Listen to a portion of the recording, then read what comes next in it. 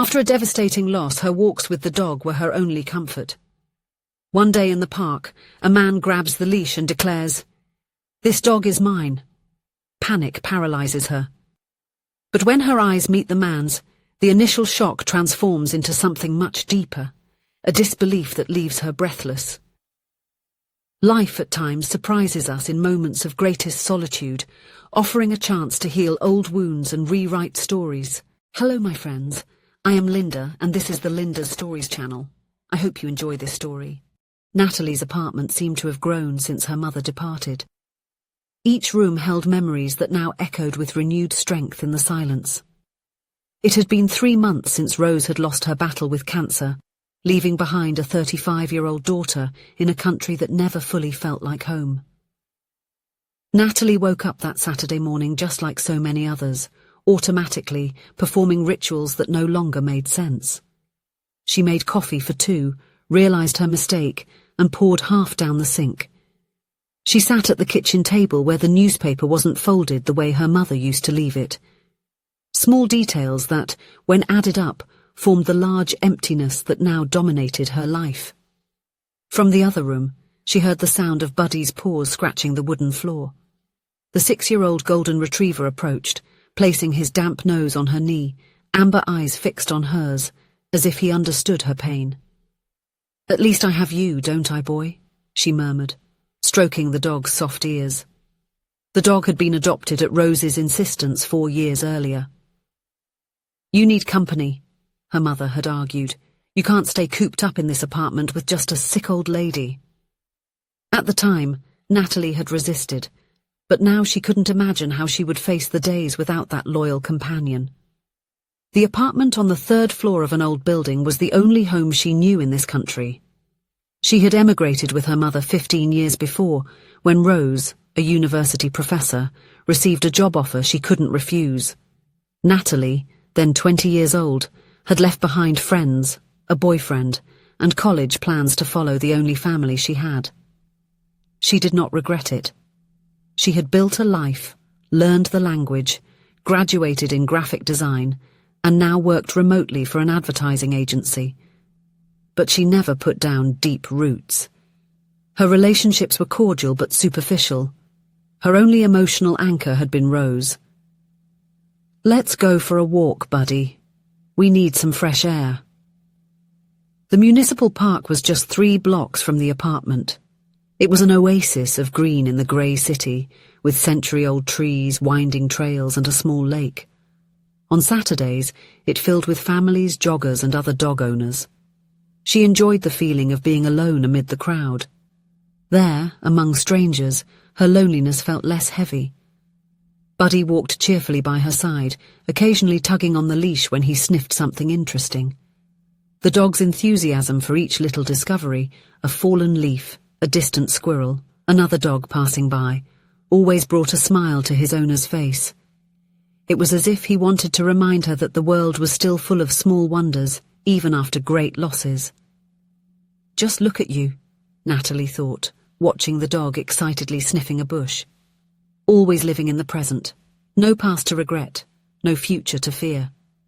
The autumn sun filtered through the golden leaves, creating light patterns on the dirt path. Natalie sat on a wooden bench near the lake, loosening the leash a bit so that Buddy could explore the shore. Watching him intently, she took a deep breath.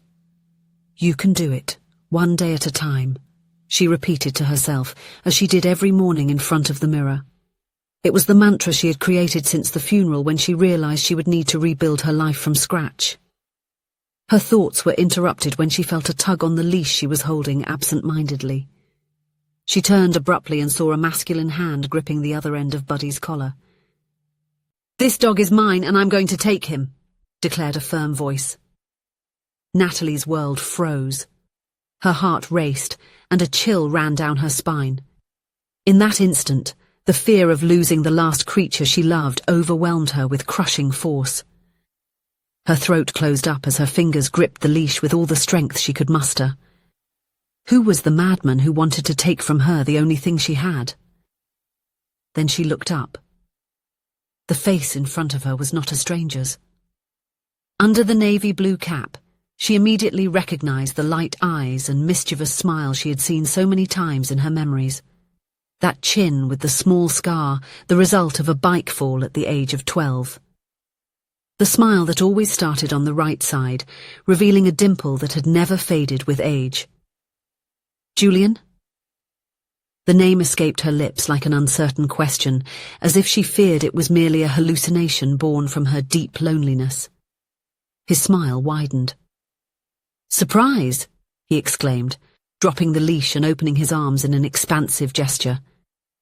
Julian had been her best friend throughout her teenage years. Neighbours in the same building since the age of 8, they grew up sharing secrets, dreams, and all the discoveries that youth provides. When Natalie left with her mother, they promised to keep in touch, but adulthood, distance, and different time zones gradually spaced out their conversations. In recent years, they had been reduced to birthday messages and occasional likes on social media. How are you here?" Natalie stammered, still in shock. Julian sat down next to her on the bench. Buddy, as if recognizing a friend, approached, curiously sniffing the newcomer. "I got a job offer 2 months ago. Remember how I always worked with computers? A startup here is putting together a development team and found my profile on LinkedIn." He paused, his expression turning serious. "When I heard about your mother..." "I'm sorry, Natalie. Rose was amazing." Natalie nodded, fighting against the lump in her throat. "Thank you. It was... hard. I tried calling you several times, but your old number didn't work anymore. I decided to come, thinking I would find you at some point," he said, trying to cheer her up. "I moved when I switched carriers last year." A silence settled between them. Not uncomfortable, but loaded with years not shared, stories untold, paths they had followed separately. "I'm living nearby, just 10 blocks away," Julian continued. "I arrived 2 weeks ago. I wanted to surprise you. You didn't even remember giving me your address once, did you? I wasn't sure if this was the place exactly." "You remembered that?" Natalie couldn't hide the surprise in her voice. "Of course.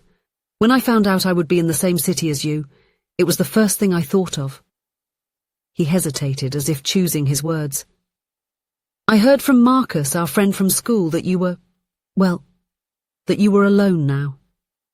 The tears that Natalie had held back in the last few minutes finally overflowed. They weren't just tears of sadness, but also of relief, of an unexpected sensation of reconnecting with something she had long lost. Julian enveloped her in an awkward but comforting hug. "Hey, it wasn't meant to make you cry. The idea was to give you a scare and then laugh at your scared face." Natalie let out a laugh interrupted by sobs. "You were always terrible at making plans." There, in the middle of the park, with the welcoming sun, Natalie felt a small crack open in the wall of solitude she had built around herself. It was an almost forgotten feeling, being truly seen by someone who knew her before all the masks that adulthood had taught her to wear. That same night, after exchanging contacts and Julian promising to visit her apartment the next day, Natalie received a message on her phone. "I'm back, and if you let me, I won't leave you alone anymore." The simple words resonated in her chest, like the echo of a promise made long ago, when 2 teenagers vowed never to forget each other, no matter where life took them. The following days brought a new routine to Natalie's life. Julian appeared almost daily, sometimes just for a quick coffee before work, other times for long walks with Buddy in the park. Gradually, he filled the silent apartment with stories, laughter, and music, his great passion since adolescence. There was a gentleness in the way he spoke to her, which was not condescension, but genuine understanding. Julian knew what it was like to lose someone. His father had passed away when he was only 15. Perhaps because of this, he never tried to diminish Natalie's pain with clichés or hollow advice. He was just there, constant like the seasons, bringing small daily doses of normalcy. On a rainy night, sitting on the living room sofa with Buddy sleeping at their feet, Julian asked about the years they had spent apart. Natalie talked about her mother's illness, about how she had postponed personal plans to take care of her in the past 2 years. She confessed that she had distanced herself from friends, relationships, and social life in general. "You've always been like this," Julian commented. "Remember when you cancelled that graduation trip to stay with Rose when she sprained her ankle? It was the least I could do. She crossed an ocean for my sake." "No, Natalie. She crossed an ocean by herself as well for a professional dream, and I'm sure she didn't want you to live solely for her." Julian's words hit Natalie like a revelation. For years she had convinced herself that her duty was to be her mother's constant companion, as if she could make up for all the sacrifices made. Now she realized that perhaps this was not Rose's wish. "She told me something, you know, in the last few days," Natalie murmured, looking out the window at the raindrops streaming down the glass. "She said her only regret was that I hadn't built my own life, my own family." Julian stopped playing and looked at her intently. "And what did you reply?" "That she was my family.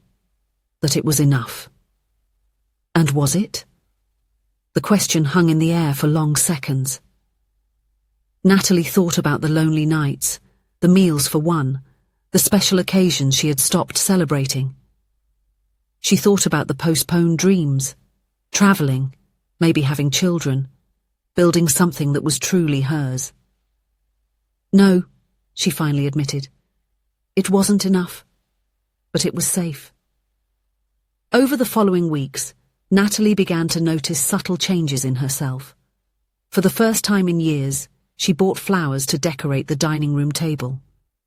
She accepted an invitation to a co-worker's birthday party. She signed up for a digital illustration workshop she had been wanting to do for months. Small steps, but significant ones. Julian's constant presence acted as a catalyst, but Natalie knew that the real change came from within. Grief hadn't disappeared. There were still days when she woke up feeling the weight of her mother's absence like a stone on her chest. The difference was that now, when these waves of sadness came, she didn't try to deny them or drown them in work. She was slowly learning to live with the pain without being defined by it.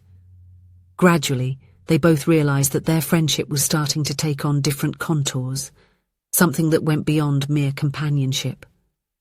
Perhaps they were allowing themselves to enjoy it, but neither of them dared to put into words what was already so evident in their gestures.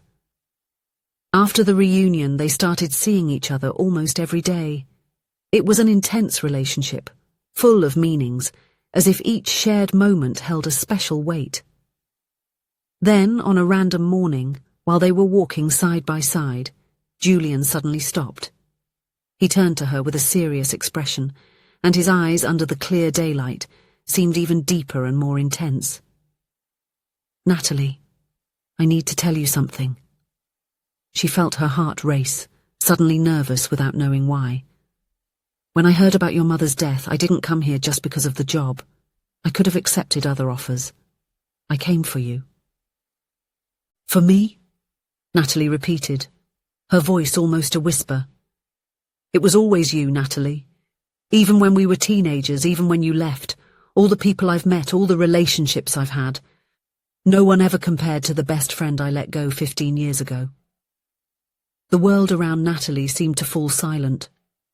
The sounds of the park, children playing, birds singing, the rustling of leaves, all vanished, leaving only the racing beat of her own heart. "I'm not asking for anything," Julian continued, gently squeezing her hand. "I just wanted you to know that I'm here.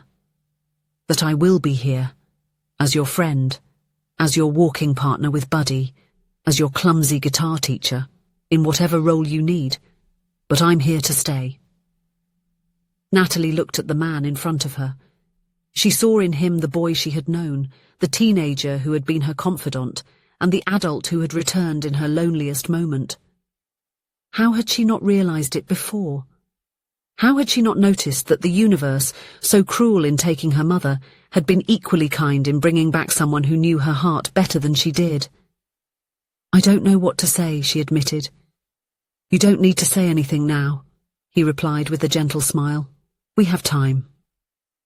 And there, under the sun of a new season, with Buddy happily running around them, Natalie felt something she hadn't experienced in a long time: hope.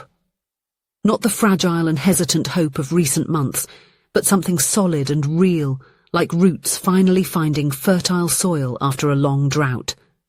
Life, so harsh in its departure, had learned to be generous in the reunion. And Natalie, for the first time since losing her mother, allowed herself to believe that she was not just surviving, she was finally ready to start living again. If you enjoyed the story, please leave a comment with a rating from 1 to 5 to show how much you liked it. Also, watch the video that is now appearing on your screen. See you soon.